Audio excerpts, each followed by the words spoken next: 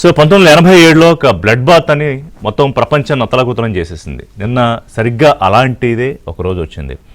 Black Monday. శుక్రవారం నష్టాలతోనే ముగిసిన మార్కెట్లు మరింత నష్టాల్లోకి నెట్టేసి ఆ దేశం ఈ దేశం, ఆ మార్కెట్ ఈ మార్కెట్ ఏం లేదు, ఇటు European union, Japan, Asian markets, భారత మార్కెట్లు అన్నీ అతలాకుతలం అయిపోయి కుప్పకూలిపోయాయి.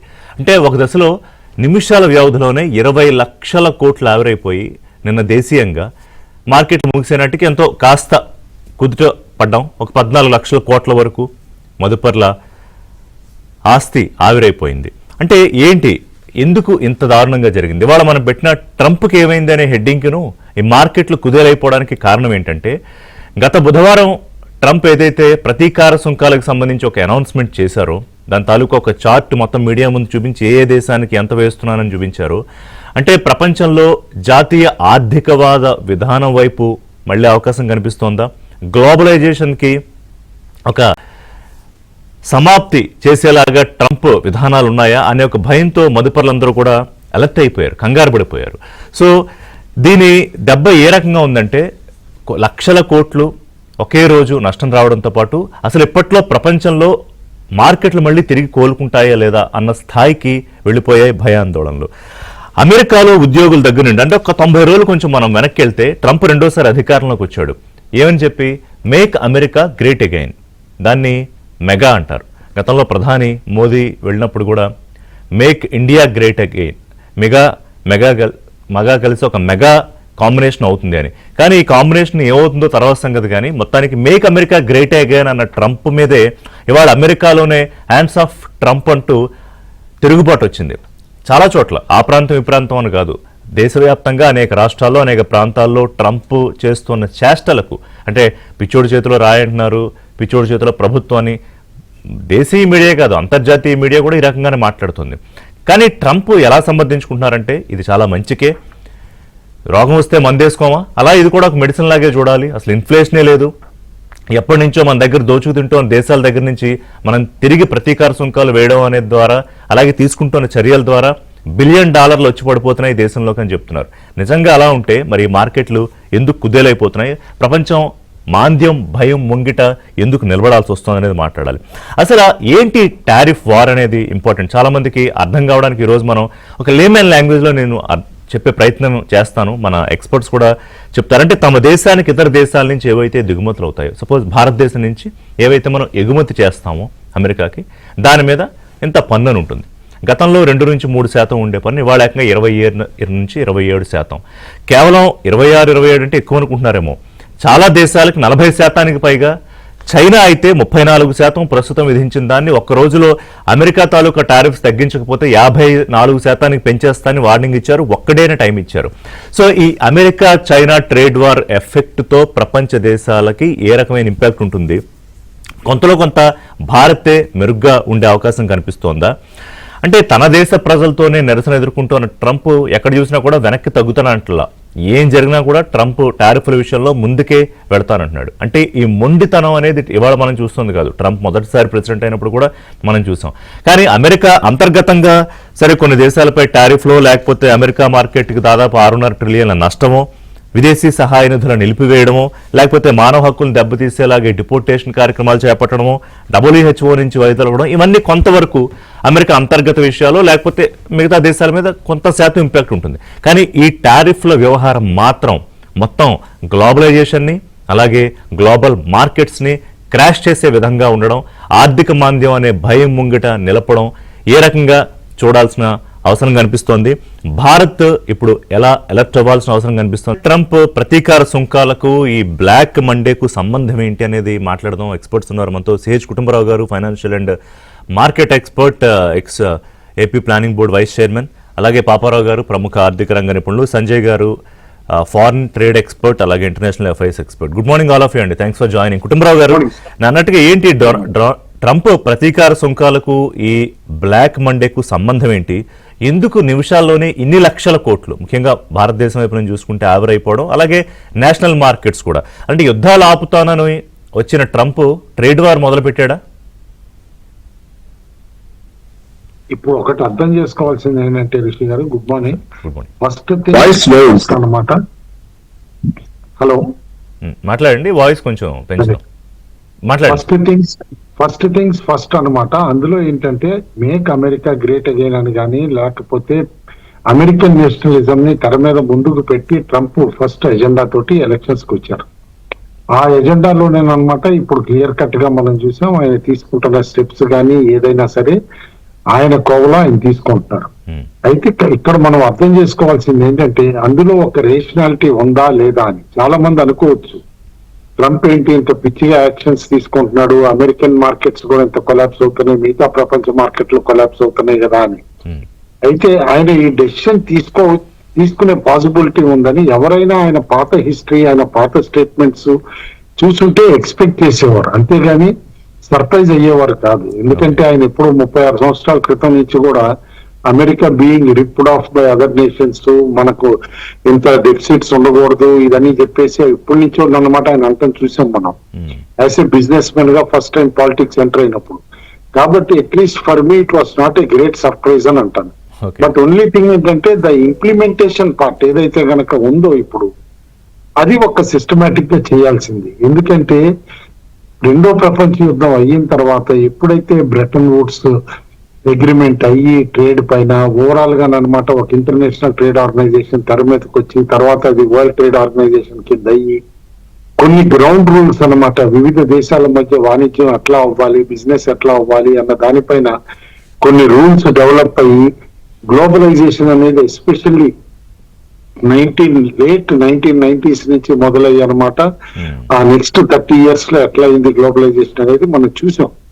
అయితే ఈ ప్రపంచీకరణ అయిన తర్వాత ఆటోమేటికల్లీ ప్రపంచం అంతా ఒక విలేజ్ లాగా అయ్యింది.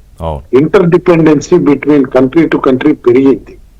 ఇంత పెరిగిన తర్వాత ఒక్కసారి ఈ వ్యవస్థని నేను విచ్ఛిన్నం చేస్తాను, బ్రేక్ చేస్తాను, అమెరికా సెంట్రిక్ గా పాతది బైలాటరలిజం కి అంటే కంట్రీ టు కంట్రీ అగ్రిమెంట్స్ దిశగా వెళ్తాను అని చెప్పేసి ఏదైతే ఈయన చర్యలు తీసుకున్నారో అది డెఫినెట్లీ ఒక కుదుపు ఇచ్చేసింది మార్కెట్స్ కి. ఆ కుదుపు ఎంత పెద్ద కుదుపు అంటే మనం చూసాం అనమాట. ఇప్పుడు మాంద్యం ఫియర్స్ వచ్చేసినాయి, అమెరికాలోనే గ్రేట్ రెసిషన్ రావచ్చు అని చెప్పేసి అని. అండ్ చాలా దేశాలు ఏవైతే గనక ఎక్స్పోర్ట్ డ్రివెన్ ఎకానమీ అంటే ఒట్టి ఎగుమతులతోటి ఎక్స్పోర్ట్స్ తోటి అనమాట మేజర్ రెవెన్యూ ఎక్స్పోర్ట్స్ లోనే ఉంటుంది. ఎక్స్పోర్ట్స్ ఉండే కంట్రీస్ అనమాట, లైక్ వియత్నాం అవనియండి, చైనా అవనియండి, కొరియా అవనియండి, సౌత్ కొరియా, ఇట్లా ఇవన్నీ కూడా అనమాట definitely major impact. Even Japan ఇలాంటి. అయితే ఒకటి మన ఆడియన్స్ కి అర్థమయ్యేలాగా ఒకటి చెప్పండి, అంటే ఈ టారిఫ్ వార్ ట్రంప్ మొదలు పెట్టింది సరే, మేక్ అమెరికా గ్రేట్ అనే దానికి ఈ మార్కెట్లు ఇంత దారుణంగా పడిపోవడానికి ఈ కనెక్షన్ ఒకసారి ఎస్టాబ్లిష్ చేయరా? క్లియర్లీ అండి. ఎందుకంటే ఇప్పుడు కనెక్షన్ ఏంటంటే ఇప్పుడు స్టాక్ మార్కెట్స్ చూసేది ఏంటి, అనిశ్చితి ఉండకూడదు. అండ్ ఇవాళ మదుపర్లకు కానీ ఇన్వెస్టర్స్ కానీ ద ఓన్లీ సర్టినిటీ ఏంటి, అన్సర్టినిటీ.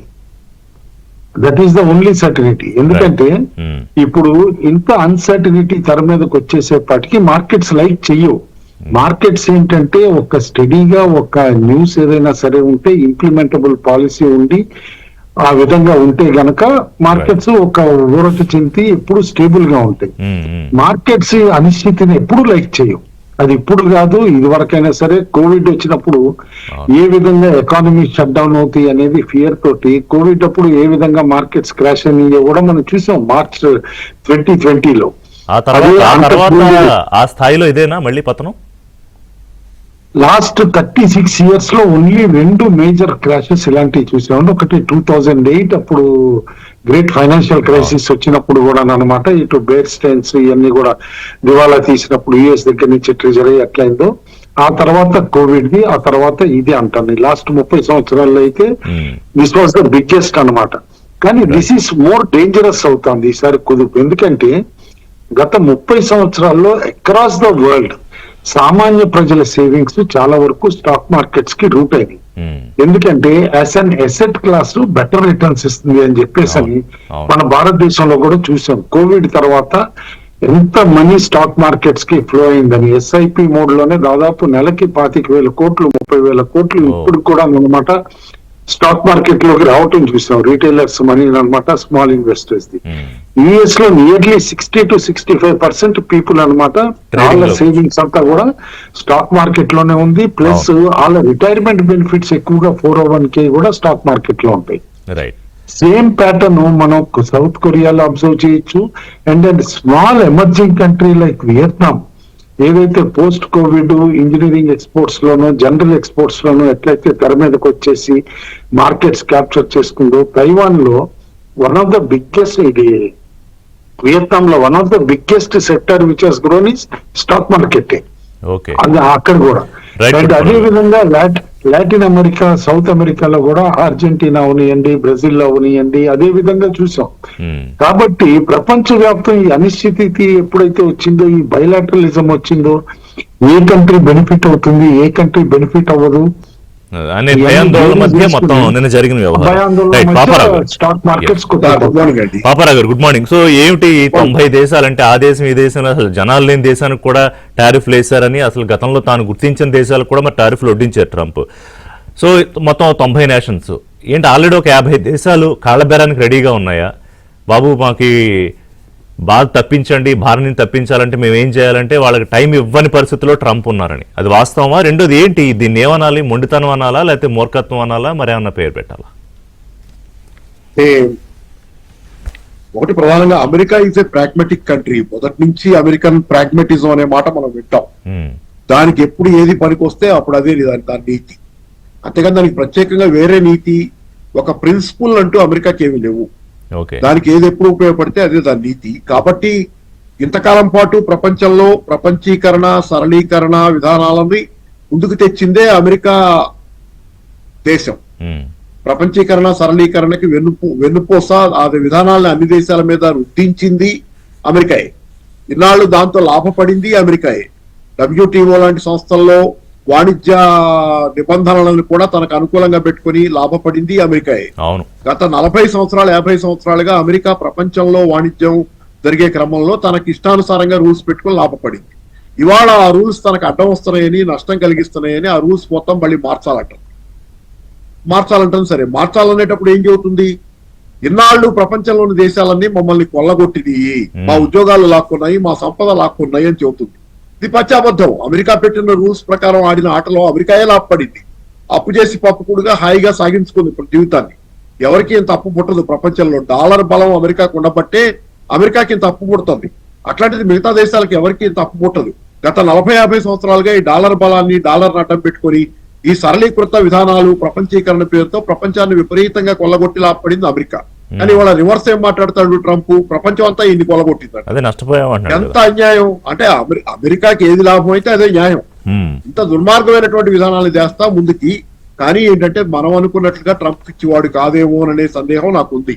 అందుకే అంత మాత్రాన మనం అతను విధానాలు తప్పు, అతను అనుసరిస్తున్నది దుర్మార్గమైన విధానాలే అన్నంత మాత్రాన అతను ఏమి సక్సెస్ కావట్లేదు అనుకోవటానికి కూడా తొందరపాటే. ఎందుకంటే 50 దేశాలు మీరు అన్నట్లుగా ఈ రోజు చర్చలు జరపడానికి సిద్ధంగా ఉన్నాయనే వార్తలు వస్తున్నాయి. అంటే ఏంటి కాదు, జీరో కాదు, అమెరికా ఏంటి జీరో టారిఫ్ కంట్రీగా మార్చేయాలనేది ట్రంప్ ఆలోచన అనుకుంటే అదేం సాధ్యం అయ్యేది కాదు కదా వాస్తవిక ధోరణిలో. అంటే ఒక పక్క ఇవాళ యూరోపియన్ యూనియన్ నుంచి వచ్చిన వార్త ఏంటంటే, యూరోపియన్ యూనియన్ ట్రేడ్ కమిషనర్ ఆయన ఎవరో అనుకుంటా, ఆయన పేరు గుర్తులేదు, ఆయన చెబుతుంది ఏంటంటే 0 to 0 టారిఫ్లకి చర్చలు చేయడానికి యూరోపియన్ యూనియన్ అమెరికాతో సిద్ధంగా ఉంది, ఈ వారంలో చర్చలు జరుగుతాయని చెబుతున్నాడు ఆయన. అంటే దాదాపు 28-29 రాష్ట్రాలు దేశాలు అనుకుంటా కదా ఆ యూరోపియన్ యూనియన్ అంటే అంతే 28-29 దేశాలు, 30 లోపుగానే దేశాలు. అంటే యూరోపియన్ యూనియన్ నుంచి అఫీషియల్ గా పైకేమో మేము టారిఫ్లు వేస్తాం అమెరికా సరుకుల మీద కూడా చెబుతున్నారు. కానీ రెండో పక్క నుంచి యూరోపియన్ యూనియన్ అఫీషియల్స్ నుంచి వస్తున్నటువంటి వాయిస్ ఏంటంటే 0 to 0 టారిఫ్స్ కి అమెరికాతో చర్చలకి ఈ వారం మేము వెళ్ళబోతున్నాం అన్నట్లుగా వార్తలు వస్తున్నాయి. కాబట్టి ట్రంప్ ఫెయిల్ అయ్యాడని ఇప్పటికిప్పుడు మనం నిర్ధారణకి రావడం అవసరం. మాత్రం అమెరికా బయటపడుద్దా, సంక్షోభం పరిష్కారం అవుద్దా, అది వేరే విషయం, అది ఇంకో చర్చ. కానీ ట్రంప్ ఫెయిల్ అయ్యాడు అనుకోవడం పొరపాటు. రెండోది మీకు కనపడుతుంది ఎక్కడంటే, ఇంకోటి చాలా దేశాలు ఇవాళ రాజ్య మార్గంలోనే ఉన్నాయి అమెరికాతో అనేది. అందుకే ట్రంప్ అంత భరోసాగా ఉన్నాడు. ట్రంప్ అంత పిచ్చివాడిగా లెక్కేయటం కష్టం, ట్రంప్ అంత తేలిగ్గా కొట్టేయటం కష్టం. కాకపోతే సక్సెస్ అవుతాడా ఫెయిల్ అవుతాడా వేరు, అతనికి లాజిక్ ఉంది. అంటే అలా కాదు, మేక్ అమెరికా గ్రేట్ అగైన్ అన్న మనిషిని ఇవాళ హ్యాండ్స్ ఆఫ్ ట్రంప్ అంటూ నిన్న అనేక చోట్ల మీరు చూశారు కదా, ఆ పరిస్థితి విత్ ఇన్ 100 days. అంటే నిజమే, ప్రజలు బయటకు వస్తున్నారు. నేను కూడా వ్యతిరేకమే, ట్రంప్ విధానాలకి నేను వ్యతిరేకమే. ఆ మాటకు వస్తే అమెరికా విధానాలకి, అమెరికా దోపిడీకి నేను కూడా వ్యతిరేకమే. ప్రపంచానంతా కొల్లగొట్టి లాభపడింది. ఇవాళేమో నన్ను అందరూ నష్టపరిచారనే పేరుతో మళ్ళీ రివర్స్ గేర్ లో విక్టిమ్ కార్డ్ ప్లే చేస్తున్నారు గ్యాలరీకి. రివర్స్ గేర్ లో విక్టిమ్ కార్డు ప్లే చేస్తుంది. ఇదంతా నాటకం. అది అమెరికా ఏంటంటే తను కావాల్సింది తనకి జరిగితేనే అది మంచిది, లేకపోతే బెదిరింపులు ఇవన్నీ ఉన్నాయి. కానీ ఎంతకాలం సాగుతాయి అనేది ప్రశ్న. దరిదాపుగా ముగిసిపోయింది ఆ యుగం. కానీ ఏంటంటే ట్రంప్ ఆఖరిలో దింపుడు కళ్ళెం ఆశ అంటారు కదా, అందుకే చెబుతున్నాడు పేషెంట్ చాలా సీరియస్ గా ఉన్నాడు, ఇప్పుడు ఆపరేషన్ చేయక మందులు ఇవ్వక ఏం చేస్తాను నేను, పేషెంట్ పరిస్థితి బాగాలేదు కదా, చేశాను ఈ ఆపరేషన్ అంటున్నాడు. బాగుందని చెబుతున్నాడు. కానీ ఆపరేషన్ చేసి బెడ్ మీద పండుకున్న తీసుకొచ్చి ఐసీయూలో మాత్రాన పేషెంట్ కోలుకుంటాడని గ్యారంటీ లేదు. అమెరికా చాలా కాంప్లెక్స్ ప్రపంచంలో బతుకుతుంది. $36 లక్షల అప్పు, విపరీతమైన సమస్యల్లో. ఈ రోజుకి నిన్న వచ్చిన వార్తల ప్రకారం జపాను అమెరికా ట్రెజరీ బాండ్లు అమ్మేస్తుందని, అంటే అమెరికా డాలర్లని వదిలించుకుంటుంది. అమెరికా డాలర్లను కనుక జపాన్ కూడా వదిలించుకుంటే అది one of the leading countries. So Sanjay గారు, అంటే ఇప్పుడు ఆయన ఉద్దేశం ఏంటి? ప్రస్తుతం ఉన్న ప్రపంచ ఆర్థిక వ్యవస్థ అరేంజ్మెంట్ ఏదైతే ఉందో దాన్ని డిస్టర్బ్ చేసేస్తే అని తద్వారా లాభపడుతుంది అనేది ఒకవేళ ట్రంప్ ఆలోచన అయితే, will he going to succeed అండి? అవునండి, దట్ ఈస్ ఎగ్జాక్ట్ గా మీరు చెప్పింది కరెక్ట్. ట్రంప్ ఇప్పటి నుంచే కాదు, రాజకీయాల్లోకి రాకముందు నుంచి 1990s లో తను బిజినెస్ మ్యాన్ గా ఉన్నప్పటి నుంచి ట్రంప్ చెప్తున్నది ఏంటంటే అమెరికా స్నేహితులు శత్రులే కాదు, అమెరికాను దోచుకుంటున్నారు, అమెరికా మార్కెట్ యాక్సెస్ చేస్తున్నారు, కానీ తిరిగి అమెరికన్ వస్తువులకి వాళ్ళ దేశాల్లో మార్కెట్ యాక్సెస్ ఇవ్వట్లేదు. జపాన్ గురించి చెప్పారు ఒకసారి. అలానే రాజకీయ నాయకుడిగా కాకముందు సౌదీ అరేబియా ఇలాంటి దేశాలు మన సెక్యూరిటీతోనే బతుకుతున్నాయి, వాళ్ళు మనకి పే చేయాలని చెప్పడం జరిగింది. సో ఆయన ఈ టారిఫ్ విషయంలో కొన్ని దశాబ్దాలుగా ఒకటే విషయం చెప్తూ వచ్చారండి. తన ఎలక్షన్ క్యాంపెయిన్ లో కూడా అదే చెప్పారు. అలానే ఫస్ట్ టర్మ్ తీసుకుంటే గనక, ఆయన ఫస్ట్ టర్మ్ ఎన్నికైనప్పుడు, తర్వాత బైడెన్ వచ్చారు కదా, ఆ ఫస్ట్ టర్మ్ ఎన్నికైనప్పుడు కూడా ఆయన చైనాతో టారిఫ్ వార్ స్టార్ట్ చేసిందే డొనాల్డ్ ట్రంప్ అండి. అప్పటిదాకా అమెరికాలో చాలా మంది ప్రెసిడెంట్స్, వాళ్ళు రాష్ట్రాధిపతులు వాళ్ళు ఏం చెప్తూ వచ్చారంటే చైనా మనని దోచుకుంటుంది, మనం ఏదన్నా చేయాలంటూ ఉన్నారు, కానీ ఏమీ చేయలేదు. వాళ్ళు ఏమన్నా చేస్తే ఏమవుతుందో అన్న భయం ఉండేది. అది పక్కకు పెట్టి మొట్టమొదటిసారి చైనా మీద నిజంగా ఒక ట్రేడ్ వార్ స్టార్ట్ చేసింది ఎవరు అంటే డొనాల్డ్ ట్రంప్ అండి. తన ఫస్ట్ టర్మ్ లో చేశారు. తర్వాత మనం ఇప్పుడు ఎలక్షన్ క్యాంపెయిన్ అప్పుడు చూసాము, తర్వాత ఎలక్షన్ క్యాంపెయిన్ తర్వాత ఆయన ప్రెసిడెంట్ గా గెలిచినప్పటి నుంచి కూడా చెప్తున్నాడు నేను టారిఫ్స్ పెంచుతున్నాను అని చెప్పాడు. యాక్చువల్ గా అయితే ఒక 1.5 months 2 months ముందు డెడ్ లైన్ కూడా ఇచ్చారు కదా, మనకు తెలిసిన విషయం. April 2 నాడు నేను పెంచుతాను అని డెడ్ లైన్ కూడా ఇవ్వడం జరిగింది. సో ట్రంప్ విషయానికి వస్తే ఈ అంశంలో చాలా లాంగ్ హిస్టరీ ఉందండి. ఇందాక పాపారావు గారు చెప్పినట్టు ఆయన ఏమీ అంత ఇర్రేషనల్ గా ప్రవర్తించట్లేదు, ఇంకా ఒక క్లియర్ ప్లాన్ తో ముందుకెళ్తున్నారు. దీంతో పాటు వేరే పాలసీస్ కూడా వస్తాయండి. ప్లాన్ ఏంటి? ఇప్పుడు ఎక్కడో చైనా అన్ని రంగాల్లో కూడా ఈ పెద్దన్న అనే ఒక పొజిషన్ కి ఒక థ్రెట్ గా మారింది అనేది ఒక అందరూ దాదాపుగా ఒప్పుకునే విషయం. సో దాన్ని బ్లాక్ చేయడం ఒకటి, మిగతా దేశాలకి ఎస్ అగ్రరాజ్యం అంటే అగ్రరాజ్యమే, మీరందరూ లైన్ లో ఉండాలి, బీ ఇన్ ఆర్డర్ అని మళ్ళీ ఒక రకమైన ఇండికేషన్ ఇచ్చే కార్యక్రమంగా చూడాలి ట్రేడ్ వార్ ని ఇనేవే. అవునండి, ఉదాహరణకి ఇప్పుడు అమెరికన్ డొనాల్డ్ ట్రంపే కాదు, చాలా మంది రాజకీయ నాయకులు కానివ్వండి, ఎకానమిస్టులు కానీ ఎప్పటి నుంచో చెప్తోంది ఏంటంటే ఈ వరల్డ్ ట్రేడ్ ఆర్గనైజేషన్, గ్లోబలైజేషన్ ద్వారా చైనా ఎక్కువ లాభపడింది, మనం నష్టపోయాం, మ్యానుఫ్యాక్చరింగ్ అంతా చైనాకి వెళ్ళింది అనేది. So one of the vertical అంటే ఒక యాంగిల్ ఏంటంటే ఫస్ట్ చైనాకి ఎలా రెస్పాండ్ అవ్వాలి, రెండు మనకి ఎంతవరకు ఏ మ్యానుఫ్యాక్చరింగ్ మనం తీసుకురావాలి, రెండోది, మూడోది మ్యానుఫ్యాక్చరింగ్ వస్తే ఎటువంటి మ్యానుఫ్యాక్చరింగ్ మనకి తీసుకురావాలి అన్న దాని మీద కూడా చర్చలు నడుస్తున్నాయండి. అంటే హైటెక్ మ్యానుఫ్యాక్చరింగ్ ఎక్కువ వెళ్తుంది, కానీ అమెరికాకి మామూలు స్మాల్ మ్యానుఫ్యాక్చరింగ్ అంటాం కదా, క్లాక్స్, చిన్న చిన్నవి అవి ఇంకా ఇంపోర్ట్స్ మీద డిపెండ్ అయింది. అవునండి, ఇప్పుడు మనం చైనా తీసుకున్నట్టయితే ఇందాక మాట్లాడినట్టు అడిషనల్ టారిఫ్స్ ఆల్రెడీ 36% 34% వేయటం జరిగిందండి. దాని ముందు ఆల్రెడీ 20% టారిఫ్స్ ఆల్రెడీ ట్రంప్ వేయటం జరిగింది.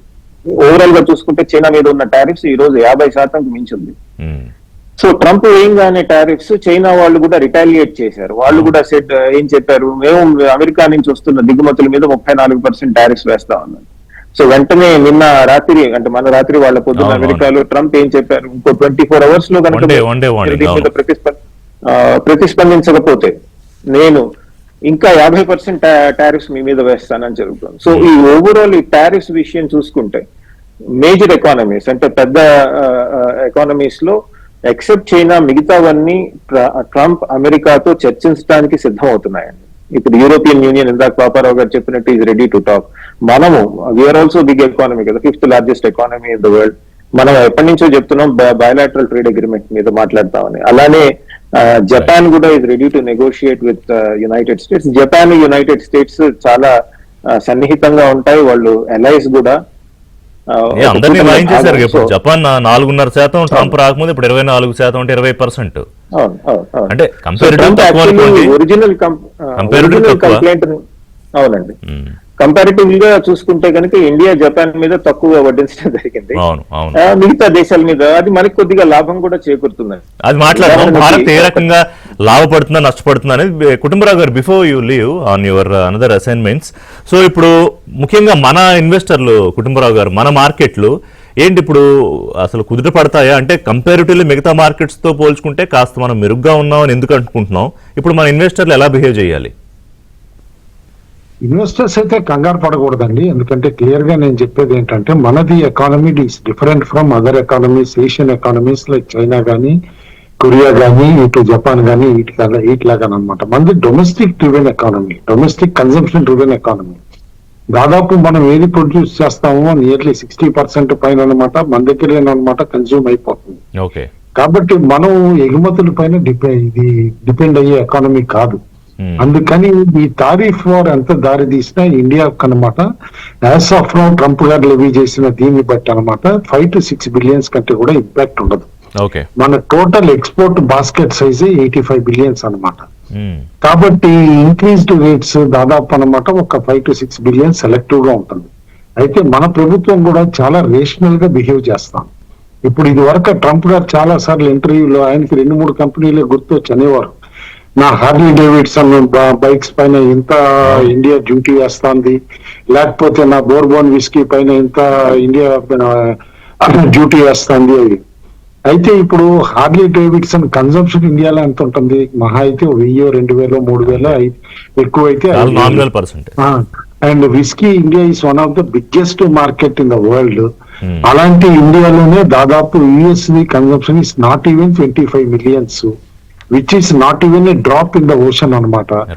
కాబట్టి ఆర్ వైన్ గానీ like even it's consumption is extremely లో ఇన్ ఇండియా అనమాట. కాబట్టి గవర్నమెంట్ ఆఫ్ ఇండియా కూడా కాస్త రేషనల్ గా ఇవన్నీ కూడా తగ్గించేసి జీరో చేసింది, ఆర్ లేకపోతే నామినల్ గా 10 to 15% తీసుకొస్తే గనక America also would be satisfied. Selective గా కొన్ని మన దగ్గర ఎంప్లాయ్మెంట్ ఓరియంటెడ్ సెక్టార్స్ ఏవైతే ఎక్కువ ఎక్స్పోర్ట్ బాస్కెట్ లో ఉన్నాయో లైక్ జెమ్స్ అండ్ జ్యువెలరీస్ అవనియండి, టెక్స్టైల్స్ అవనియండి, మన ఆంధ్రప్రదేశ్ కి ప్రత్యేకంగా స్ట్రింప్ ఎక్స్పోర్ట్స్ అవనియండి, ఇట్లాంటి. ఎందుకంటే చాలా వరకు రూరల్ ఫ్యామిలీస్ ఇక్కడ డిపెండెంట్. అదే ఇటు గుజరాత్ లో చాలా వరకు ఇల్లిటరేట్ లేబర్ కూడా జెమ్ పాలిషింగ్ లాట్లో దే ఆర్ వెరీ ఎక్స్పర్ట్స్ అనమాట.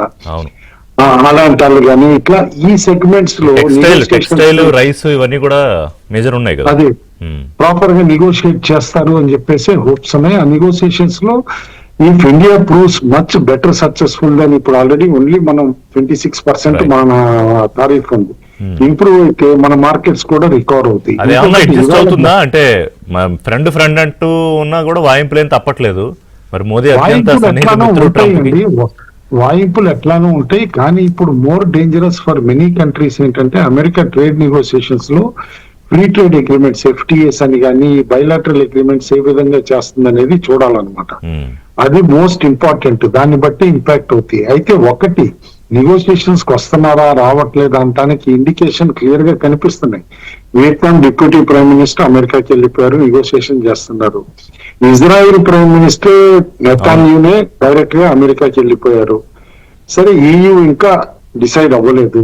బట్ EU ఎందుకు ఇంపార్టెంట్ అంటానంటే 5.5% EU పాపులేషన్ ఉన్న ప్రపంచ పాపులేషన్ లో ఓన్లీ 5.5% EU, కానీ గ్లోబల్ ఎకానమీలో 17 to 18% వాళ్ళు కంట్రోల్ చేస్తారు.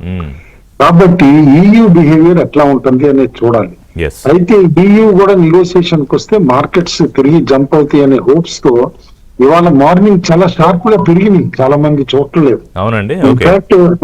In fact Nikkei has gone up by 7%. నిన్న ఎంతైతే ఇంకా ఓపెన్ అవ్వలేదు అనుకుంటా కుటుంబరావు గారు, అంటే ప్రీ ఓపెన్ అయిపోయింది, నిక్కీ ఓపెన్ అయిపోయింది. Okay, Asian markets Nikkei, Hang Seng, Shanghai open అయిపోయినాయి. Right right. అయితే నిఫ్టీ ఎస్పెషల్లీ స్ట్రాంగ్ ఓపెన్ అయింది. మన దగ్గర గిఫ్ట్ నిఫ్టీ కూడా, అంటే ఏదైతే ఇండికేషన్ మన మార్కెట్స్ ఉందో అది కూడా 300 పాయింట్స్ ప్లస్ ట్రేడ్ అవుతుంది. అంటే కంప్లీట్ నేను పడిన 800 పాయింట్లు రికవర్ అవుతుందని కాదు, కాస్త మోడరేట్ గా ఊరట కలిగించే విధంగా 300 పాయింట్లు. సో కొంత అదే అంటే వీళ్ళు దిగొస్తున్నారు అనే ఒక ఇండికేషన్ కొంత ఊరటనిస్తోందేమో. ట్రంప్ విధానాలు, మార్కెట్ల పతనం, అలాగే కోలుకునే అవకాశం ఎంతవరకు కనిపిస్తోంది, భారత్ పై ప్రభావం ఏంటని మాట్లాడుకుంటున్నాం. పాపారావు గారు, ఒకటి China America trade war impact అనేది ఎంత మేజర్ చంక్, అంటే ఎంత ఇంపాక్ట్ ఈ జరుగుతున్న పరిణామాల మీద, ఒకటి భారత్ పరిస్థితి గురించి ఒకసారి ఎక్స్ప్లెయిన్ చేయండి పాపారావు గారు. అంటే ఇండియా అమెరికన్ ట్రేడ్ టారిఫ్, సరే ఇందాక వారన్నట్టుగా పర్సంటేజ్ కంపారిటివ్లీ తక్కువైనా కూడా, అలాగే మనం దేశీయంగా వినిమయం, జీడిపిలో ప్రధానంగా పెద్దగా విదేశాల మీద ఆధారపడకపోవడం, ఇలాంటివి కొన్ని మనకు మేలు చేసే అంశాలు. కానీ ఎక్కడో అక్కడ ఎంతో మేర నెగిటివ్ ఇంపాక్ట్ కూడా ఉంటుంది కదా. అంటే ఇక్కడ ప్రధానంగా అంశాల వారీగా చూస్తే, సరే ఓవరాల్ గా నిన్న మార్కెట్ల పతనంలో మనకి పతనం ఉంది. దానిలో కూడా రూపాయి విలువ చూసుకునేటట్లయితే 0.6%, అంటే 2025 లో ఏదైతే రూపాయికి కొంత గెయిన్ అయిందో డాలర్ తో పోలిస్తే అది మళ్ళీ పోయింది మొత్తం.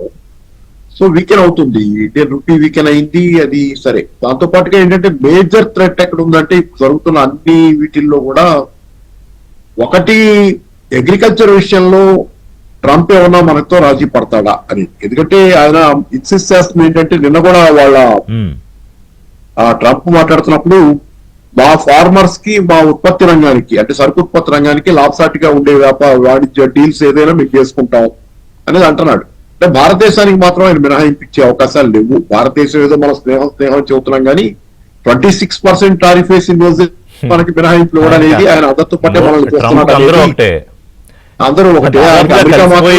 దాదాపుగా కలిసిపోయి ఒకటే అనుకున్న దేశాల్లో ఉండే కెనడాతోనే అసలు మీ దేశం మాకు ఇచ్చేయండి, లేకపోతే మిమ్మల్ని వాయించేస్తాం అని వాళ్ళు బెదిరించి ఆయనకి ఎవరైనా ఒకటే.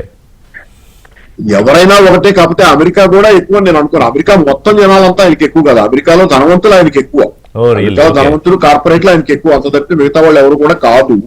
ఆ విధానాల సారాంశం అది. ట్యాక్స్ కట్స్ ఇస్తాను, అమెరికా ఇన్కమ్ ట్యాక్స్ ఎత్తేస్తాను, లేకపోతే America corporate tax. So make American billionaires great again and greatest again అనుకోవాలా? అంటే మొత్తం నాట్ మరి ఇప్పుడు మీరు ఆ విధానాలు ఎలా ఉన్నాయి?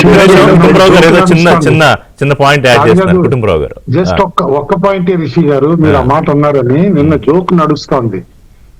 ట్రంప్ ఈజ్ మింటింగ్ మిలియనర్స్ అంట. ఏంటంటే ఎక్కువ మంది బిలియనర్స్ అయిపోయారు, వాళ్ళు మిలియనర్స్ చేస్తున్నా అంటే ట్రంప్ అట్లా మింటింగ్ మిలియనర్స్ అంటే. ఓకే, బాగా చెప్పారు. ఓకే, తర్వాత అంటే మనకి అగ్రికల్చర్ లో రిస్క్ చాలా ఉంది సార్. ఎందుకంటే అతను కనుక అగ్రికల్చర్ లో పట్టుబడితే కనుక ఇంకా అది అవ్వాలా, మన చర్చలు ఇంకా నడుస్తున్నాయి. అగ్రికల్చర్ లో కనుక ఇప్పుడు మనది ఏంటంటే 26% వేసి ఊరుకున్నాడు, మనం కూడా చర్చలు చేయాల్సిందే, ఎంతో కొంత ఏదో చేస్తాం. అగ్రికల్చర్ మీద ఇన్సిస్ మనకి చాలా ప్రాబ్లం ఉంటుంది. చాలా అగ్రికల్చరల్ ఇంపోర్ట్స్ అమెరికాలో subsidise, American agriculture subsidised agriculture, American dairy farming, అంటే మన కోట్లాది మంది డైరీ ఫార్మింగ్ లో ఉన్నారు. మన కోట్లాది మంది పేద రైతు కుటుంబాల్లో పాడి చేయటం అనేది, పాలు అమ్ముకోవటం, పెరుగు అమ్ముకోవటం, లేకపోతే నెయ్యి అమ్ముకోవటం, ఈ చాలా జీవనాధారమైనటువంటి విషయాలు. ఒక రకంగా చెప్పాలంటే వ్యవసాయం నుంచి 3,000 రూపాయల చిల్లర వస్తుంటే ఒక 10,000 రూపాయల ఆదాయంలో ఒక రైతు కుటుంబానికి వచ్చే సగటు నెలవారీ ఆదాయం కుటుంబానికి వచ్చేది 10,000 రూపాయలు భారతదేశంలో యావరేజ్ గా. దానిలో ఒక 3,000 రూపాయల పైన వ్యవసాయం చేయడం ద్వారా, సాగు ద్వారా వస్తుంది. అట్లాగే మళ్ళీ డైరీ ద్వారా కూడా, అంటే పాడి పంట, గేదెలు పెంచడం, లేకపోతే కోళ్లు పెంచడం, ఇట్లాంటి పనులు చేయడం ద్వారా ఇంకో 3,000 పైన వస్తుంది. అంటే దరిదాపుగా వాళ్ళు సాగు చేసినంత దాని మేరకు పాడి ద్వారా వస్తుంది. ఇట్లాంటి పాడి పరిశ్రమ దెబ్బతింటుంది భారతదేశంలో. పాలు కనుక అమెరికా నుంచి పాల ఉత్పత్తులు, చీజ్ లాంటి, బటర్ లాంటి ఎన్ని కనుక వచ్చి పడితే భారతదేశ పాడి పరిశ్రమ సర్వనాశనం అయిపోద్ది. ఎందుకంటే అమెరికన్ పాడి పరిశ్రమలో $10 బిలియన్ల మేరకు. మీరు మంచి పాయింట్ ఏమనిస్తారు. మనం ఎప్పుడు జనరల్ గా ఏంటంటే స్టాక్స్ ఎవరైతే ఇన్వెస్ట్ చేస్తారు ఈ మార్కెట్లు, వీటి గురించి ఈ ఆస్పెక్ట్ లోనే జనరల్ గా డిస్కస్ చేస్తాం. వాళ్ళు బాగుండాలన్నా ఎకానమీ బాగుండాలి కదా. అదే, అవును. షేర్ మార్కెట్ లో వాళ్ళు బాగుండాలన్నా ఎకానమీ బాగుంటే వాళ్ళు కూడా బాగుండాలి కదా. కాబట్టి వాళ్ళ నుంచి కాకుండా తలకిందులుగా కాకుండా భూమి మీద నిలబడాలనిపిస్తే ఏంటంటే ఎకానమీ బాగుండాలంటే అగ్రికల్చర్ బాగుండాలి భారతదేశానికి బాధ్యత. ముఖ్యంగా. ఇది కొంచెం ఇబ్బందికరమైనటువంటి పరిస్థితి మనకు వచ్చేది. అదే కాకుండా మీరు చూడండి చికెన్ లెగ్స్, మొన్న కుటుంబరావు గారు కూడా ఒక చోట ప్రస్తావించారు. మనం చికెన్ లెగ్స్ ఇండియాలో ఇష్టపడతారు, బ్రెస్ట్ అమెరికాలో తింటారు, లెగ్స్. ఆ లెగ్స్ వచ్చి పడ్డా భారతదేశంలో మళ్ళీ అమెరికన్ స్టైల్లో దాన్ని చేస్తే కనుక ఇప్పుడు ఎన్నున్నా కాదు, ఇక్కడ ఎంత బ్రహ్మాండంగా ఏవో బ్యాంబూ చికెన్ లో ఏవో రకరకాలు ఉంటాయి. Actually don't know much details, but కేఎఫ్సీఏ ఫేమస్ కదా. అవును, అంటే అందరూ కేఎఫ్సీ మీద వైపే పరుగులు. యా, మీకు అమెరికన్ డ్రీమ్ అమెరికాలోనే లేదు. అమెరికన్ డ్రీమ్ అనేది ప్రపంచంలో చాలా మంది కళ, భారతీయుల్లో కూడా చాలా మంది కొంత కొంచెం బాగా చదువుకున్న వాళ్ళు, లేకపోతే కొంత అప్ టు డేట్ గా ఉన్నవాళ్ళు, ఆధునికులం అనుకునే చాలా మంది కళ అమెరికన్ డ్రీమ్. అందుకనే మీకు అప్పట్లో శేఖర్ కమ్ములు కూడా తీశాడు కదా డాలర్ డ్రీమ్స్ అనే సినిమా. ఎందుకు తీశాడు? చాలా మంది కళ అమెరికన్ కళ, చాలా మంది కళ డాలర్ అనేది, అమెరికా డాలర్ అనేది చాలా మందికి అసలు అసలైనటువంటి పవర్, ఎంపవరింగ్ ఇది. డాలర్ డ్రీమ్స్ తీశాడు శేఖర్ కమ్ముల రోజు. సో ఇదంతా ఉంది. మరి ఇదంతా ఏమవుద్ది అనేది ఇప్పుడు ఆల్రెడీ మనకి H1 వీసాలకి, గ్రీన్ కార్డులు, భారతీయులకి చాలా ఇబ్బందులు మొదలైంది. We're in tension. కాకపోతే ఈ గొడవల్లో పడి, టారిఫ్ల గొడవలు, మార్కెట్లు ఒకటే ఏంటంటే మన పురాణాల్లో చెప్తాం కదా, ఏదో రామబాణము అస్త్రాల్లాగా ఇప్పుడు ఒకటే మొత్తం ప్రపంచం అంతా ట్రంప్ టారిఫ్సే. సో సంజయ్ గారు, అందుకని ఏంటంటే దీని వెనక మన కనపడని కోణంలో మన బాధ ఇండియన్ స్టూడెంట్స్, లేకపోతే ఇండియన్ జాబ్ కదా. సో సంజయ్ గారు, కొంత ఎవరికైనా సపోర్టర్స్ ఉంటారు అనుకోండి, అది ఏ దేశంలో అయినా. ఎంత మనకి ఎక్కడ చూసినా విలన్స్ కి ఉంటారు, హీరోలకి ఉంటారు, రాక్షసులకి ఉంటారు. ఇప్పుడు ఏంటంటే మాదక ద్రవ్యాలను అదుపు చేయడానికే ఈ ట్రంప్ సుంకాలు విధిస్తున్నాడు అనేది నెమ్మదిగా సన్నాయి నొక్కులు నొక్కితే ట్రంప్ ఫాలోవర్స్, సపోర్టర్స్ చెప్తున్న మాట. దాన్ని ఎట్లా చూడాలి? ఒకటి, ట్రంప్ విధానాల వల్ల యుఎస్లో ఇన్ఫ్లేషన్ పెరుగుతుందని మాంద్య ఏర్పడొచ్చిన US Federal Reserve chairman Jerome Powell ఆందోళన. ఆయన అంటాడు, ఈయనేమో లేదు బ్రహ్మాండంగా ఉంది, నేను మందులు వేస్తున్నాను, మీరు వేసుకుని హాయిగా రెస్ట్ తీసుకుంటేనేమో ట్రంప్ అంటాడు. అలా చూడాలి. అంటే ఒకటి,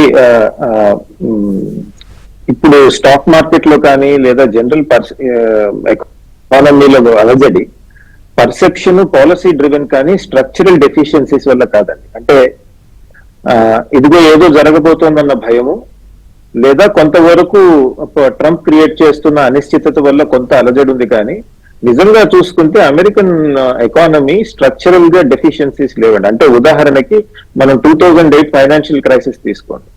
అప్పుడు 2008 ఫైనాన్షియల్ క్రైసిస్ అప్పుడు ఏం జరిగింది? అమెరికన్ బ్యాంకింగ్ వ్యవస్థలో పెద్ద ఎత్తున అప్పులు, అంటే చిన్నవాళ్ళు అప్పులు చేసి వాళ్ళు తీర్చలేని పరిస్థితి ఉండటం వల్ల అమెరికన్ బ్యాంకింగ్ సెక్టర్ మొత్తం కొద్దిగా కుప్పకూలిపోతుంది అన్న భయం వచ్చి ఫైనాన్షియల్ క్రైసిస్ వచ్చింది కదా.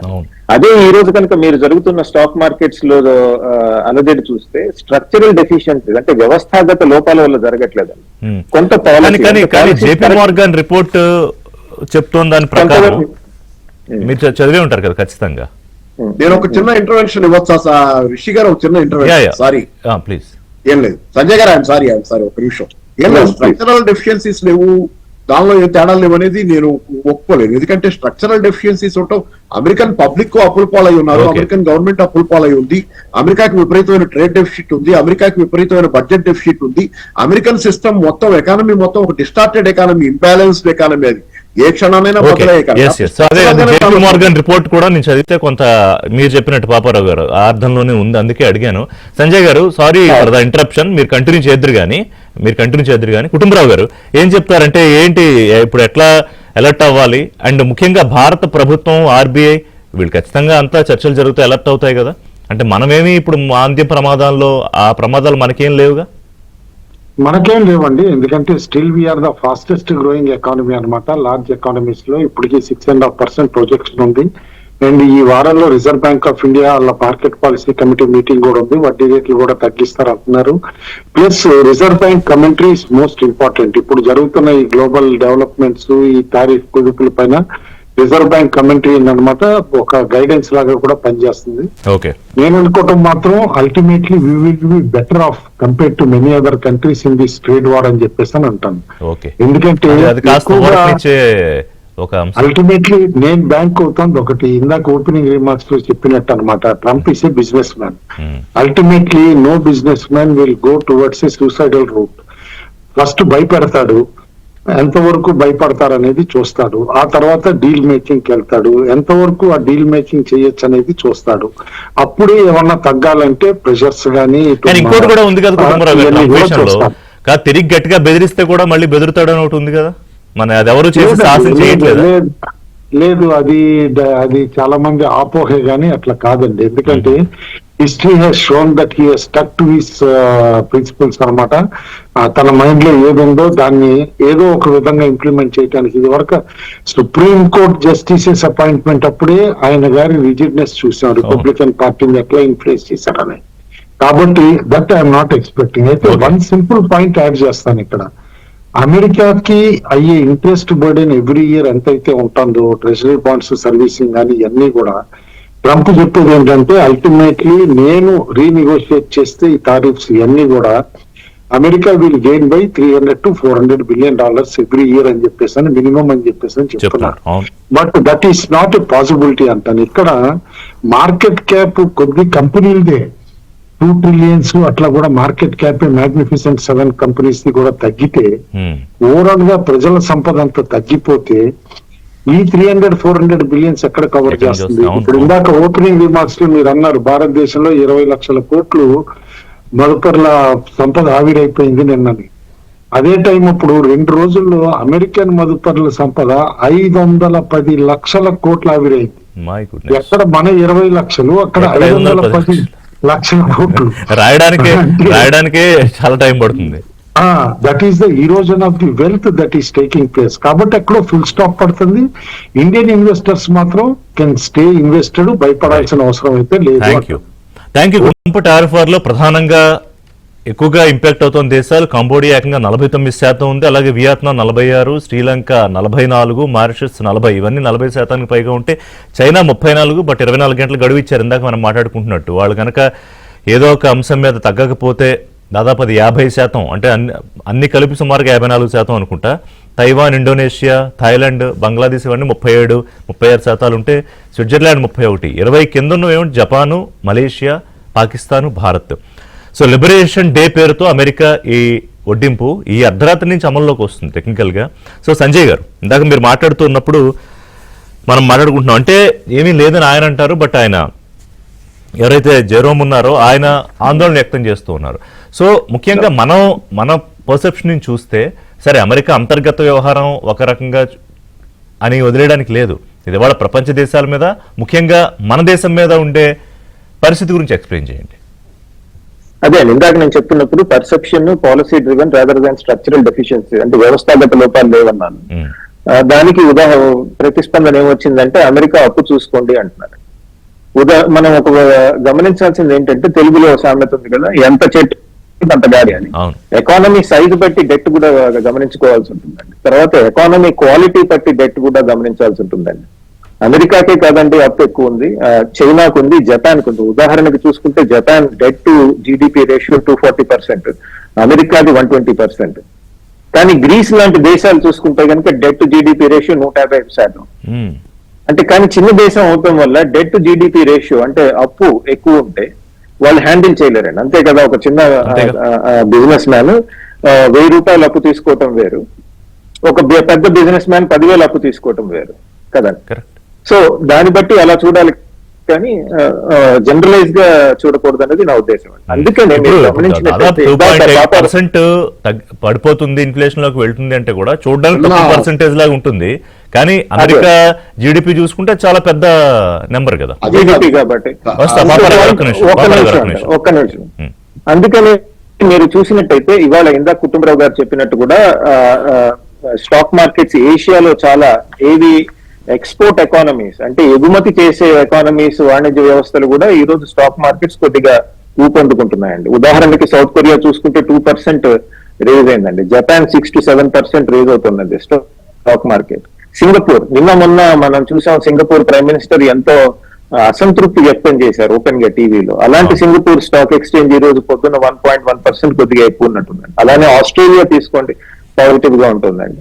సో ఒక రోజు ఎంతో నష్టపోయిన స్టాక్ మార్కెట్స్ ఉన్నట్టుండి ఈ రోజు ఎందుకు ముందుకు వెళ్తున్నాయి అంటే ఇది కన్సిస్టెంట్ గా ఉంటుందని కాదు నా ఉద్దేశం. ఎందుకంటే ఎందుకంటే స్ట్రక్చరల్ వీక్నెసెస్ లేవండి అమెరికన్ ఎకానమీలో టుడే. ఉన్నాయి, కాదని లేదనట్లేదు నేను. ఇప్పటికిప్పుడు కూలిపోతుంది. నెక్స్ట్ సంవత్సరంలో అమెరికన్ ఎకానమీ ఇంకేముంది, అంతా అయిపోయింది, మన వాళ్ళంతా పెట్టబేడ. ఒకటి ఏంటంటే ప్రధానంగా long period are long time uncertainty ఉండదు అని భావించడం ఒకటై ఉండాలి ఇప్పుడు జరుగుతున్న పాజిటివ్ మార్పులకి, పరిణామాలకి ప్రధాన కారణం. రెండోది రెసిషన్ అనుకుంటున్నంత త్వరగా వచ్చే అవకాశం లేదని భావిస్తూ ఉండాలి, అంతే కదా? ఎగ్జాక్ట్లీ అండి. పెద్ద ఎత్తున రిసెషన్ ఎర్లీ 1900s లో జరిగినటువంటి గ్రేట్ డిప్రెషన్ లాంటిది ఇమీడియట్ గా వచ్చే అవకాశాలు లేవండి. అంతంత పెద్ద పదజాలం న్యూస్ పేపర్స్ లో 2 రోజులుగా వాడటం జరిగింది. దాంతో కొద్దిగా మార్కెట్ లో కొద్దిగా అలజడి వచ్చింది కానీ, బట్ ఓవరాల్ గా చూసుకుంటే అంత గ్రేట్ డిప్రెషన్ వచ్చే పరిస్థితి లేదు. సార్ మీరు సంజయ్ గారికి ఒక చిన్న జవాబు. మరి ఇప్పుడు సంజయ్ గారు చెప్పేది ఏంటంటే గ్రేట్ డిప్రెషన్ అని వీళ్ళు వాళ్ళు మాట్లాడుతున్నారు, పేపర్లు రాస్తున్నాయి కానీ అంత పరిస్థితి లేదనేది ఆయన ఇది. కానీ ట్రంప్ స్వయంగా ఏం చెబుతున్నాడు, పేషెంట్ కండిషన్ సీరియస్ గా ఉంది, ఇప్పుడు పెద్ద ఆపరేషన్ చేయాల్సి వచ్చి చేశానని చెబుతున్నాడు. అంటే అవునండి, రిజర్వ్ చైర్మన్ జెరోమ్ పవెల్ నేను అది ఒక్క నిమిషం. ఏం లేదు, అమెరికాకి డెట్ ఉంది, చైనాకు ఉంది అని చెబుతున్నారు, కానీ అమెరికాలో ఉత్పత్తి లేదు, మిగతా దేశాల్లో ఉత్పత్తి ఉంది. చైనా పెద్ద ఉత్పత్తిదారు, అమెరికాకి సొంతానికంటే ఏమీ లేదు. డాలర్ బలం, డాలర్ మీద చేసే అప్పులు తప్పితే అమెరికాకి సొంత ఆర్థిక వ్యవస్థ లేకే ఈ రోజు అన్ని పరిశ్రమలు అమెరికా రావాలని చెప్పి చైనా నుంచి కూడా రావాలి, లేకపోతే అన్ని దేశాల నుంచి పరిశ్రమలు తిరిగి అమెరికాకు వచ్చేయాలని ట్రంప్ అంటున్నాడు. అక్కడ ఉత్పత్తి లేకుండా అమెరికా మనం America pro America anti America కాదండి, ప్రో అమెరికా కాదండి. నెంబర్స్ చూడాలండి. అమెరికాలో ఏమీ నెంబర్స్ ఉన్నాయి. గత 30 సంవత్సరాలుగా ఒక అగ్ర ఎకానమీగా, ఒక మేజర్ పవర్ గా ఎలా ఉంటుంది అలా. మరి అంటే ఇప్పుడు ఉదాహరణకి మీరు సర్వీస్ సెక్టర్ తీసుకోండి, నిన్న కూడా నేను మాట్లాడాను. సర్వీస్ సెక్టర్ తీసుకుంటే అమెరికా నుంచి సర్వీస్ సెక్టర్ అంటే కేవలం ఈ చిన్న చిన్న పిజ్జా హట్లు ఇలాంటివే కాదు కదండి. సర్వీస్ సెక్టర్ అంటే technologies based service sector, high and technology. ప్రపంచంలోనే అతిపెద్ద సర్వీస్ సెక్టర్ ఎకానమీ ఏది? అమెరికా. $950 బిలియన్ ఎక్స్పోర్ట్ చేస్తుంది. బట్ లాస్ట్ 4-5 డేస్ లో, లాస్ట్ 1 వీక్ లో కంపెనీలు దాదాపు $75 to $80 బిలియన్ లాస్ చూశారు కదా, even Apple, meta. But point ఏంటంటే టెక్నాలజీ సర్వీస్ సెక్టర్స్ లో కనుక మనం చూసుకుంటే అమెరికా $950 బిలియన్ ఎక్స్పోర్ట్ చేస్తోందండి. 30% 40% వరకు service sector trade is part of American GDP అండి. అంతేకాకుండా అమెరికా వ్యవస్థలు, అమెరికా కంపెనీలు వివిధ దేశాల్లో ఉన్నాయి కదండి. ఇప్పుడు మన దేశంలోనే ఉంది మైక్రోసాఫ్ట్, వాటి యొక్క total revenues last time $2.1 trillion అండి. కేవలం ఒక దేశానికంటే ఎక్కువ వాళ్ళు రెవెన్యూస్ జనరేట్ చేయగలుగుతున్నారు. సో నేను చెప్తోంది ఏంటంటే అమెరికా ఆర్థిక వ్యవస్థలో లోపాలు ఉంటాయి, లైక్ చైనాలో ఉన్నట్టు, జపాన్ లో ఉన్నట్టు, ఇండియాలో ఉన్నట్టు. అంత మాత్రాన అమెరికా ఎందుకు పనికిరాదు, కేవలం డాలర్ మీదే బతుకుతోంది అన్నది అట్లా చిత్రీకరించడం వల్ల వచ్చే ప్రాబ్లం ఏంటంటే ఎకనామిక్ ఆపర్చునిటీస్ ని, ఎకనామిక్ ఛాలెంజెస్ ని మనం సరిగ్గా బేరీజ్ వేయకపోతే రాంగ్ ఎకనామిక్ డెసిషన్స్ తీసుకుంటామండి. దానివల్ల నష్టపోవడం జరుగుతుంది. లేకపోతే stock exchanges, export oriented stock exchanges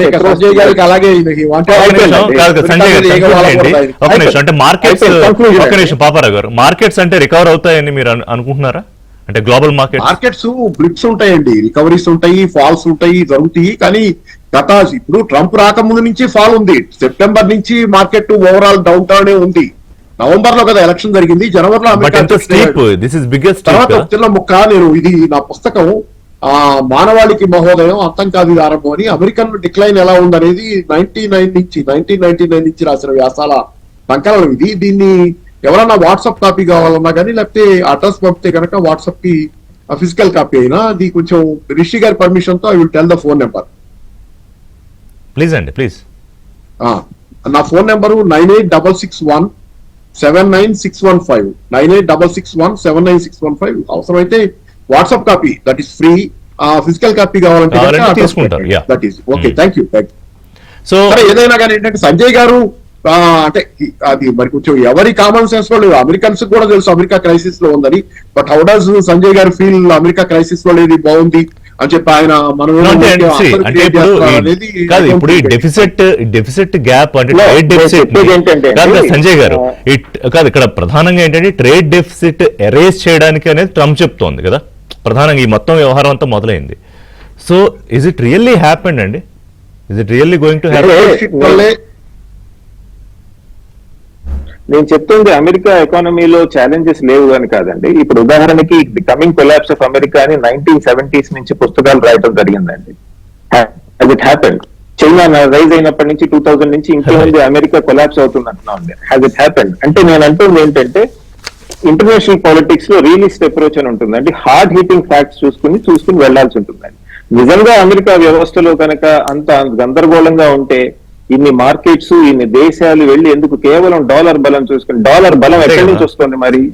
dollar బలం ఎక్కడి నుంచి వస్తుంది కదా, అదే ప్రధానమైన స్ట్రెంత్ ఆఫ్ అదే, డాలర్ బలం ఏది ఎక్కడి నుంచి పడితే వస్తుంది? మాట్లాడడానికైనా, ఏది పడితే చేయడానికైనా, అందరూ నా కాళ్ళ బేరానికి వస్తారు అని చెప్పడానికైనా అదే, అదే కదా అదే. ప్రధానమైన బలం.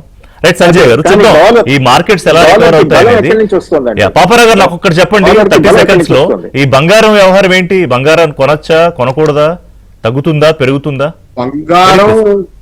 బంగారం టెంపరీ డౌన్ టౌన్స్ ఉంటాయండి. టెంపరీ డౌన్ టౌన్స్ ఉంటాయి. మళ్ళీ ఇప్పుడు కూడా కొంచెం తగ్గచ్చు కానీ మళ్ళీ పెరుగుతానే ఉంటుంది. ఓవరాల్ ఏంటంటే అంటే ప్రిజర్వేటివ్ గా అయితే చేసుకోవచ్చు, ఇన్వెస్ట్మెంట్ లో కాకుండా. అంటే నేను ఇన్వెస్ట్మెంట్ అడ్వైజర్ గా చెప్పటంలా, ఐఎమ్ నాట్ ఇన్వెస్ట్మెంట్ అడ్వైజర్ కాదు నేను.